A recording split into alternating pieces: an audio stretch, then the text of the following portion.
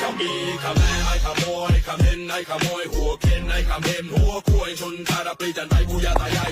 บางคนไทยมันกำจี้จะมือต่อเคลียดึงแต่เอ็นยังไง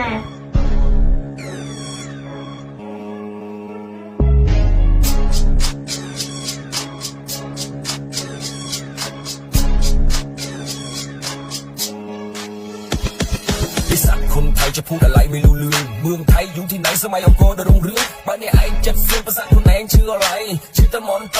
ชื่อตะมอนโตจะพูดมาภาษาอะไรอะชูแม่พิซาแม่สายยนแม่ซอกแม่เล็กแม่ไอ้ไทยจังไรไอ้แม่เยอะนานมาวัดตะฟังวัดตะฟังวัดตะฟังไอ้สัตว์เอ้ยประเทศไทยสมุทรแต่ใส่เปชาพวกใบหน้าบ้านซากำจังมาพูดกำจังมาทิ้งช่วยแม่พูดปุ๊บแล้วออกจากสมัยองค์กรประเทศไทยนั่งเนยหนาเมื่อมันเคยให้มันดื้อก็มาดื้อให้มันตีสัตว์ไทยไปไหนก็ไปเฮ้อไปไหนก็ไปเฮ้อแม่เตยจำภาษาตะมอนทงสร้างสรรค์ในศตวรรษที่ละมวยโดยประบาทสุรยะแวรมันตีมวยไอ้เมืองไทยประกาศจีรวในศตวรรษที่ละมวยต้องจำมันล้อมล้วนเมื่อจะแม่เตยมันรวยเจไอ้ด่าไอ้เอาแจ้งไอ้ what the fuck เมืองไทยให้กำเนิดคล้วนไอ้ไทยจะไทยยุ่งเชื่อแต่เป็นก